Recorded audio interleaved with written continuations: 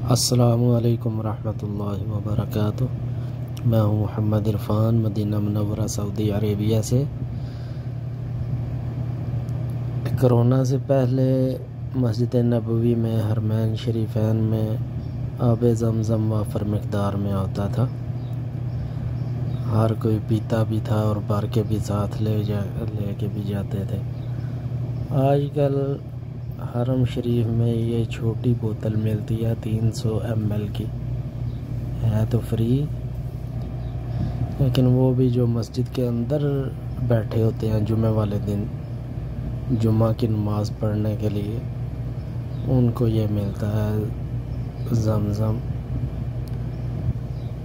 वैसे जो पहले वाफ़र मकदार में होता था वो तो कूलर हटा दिए हुए हैं।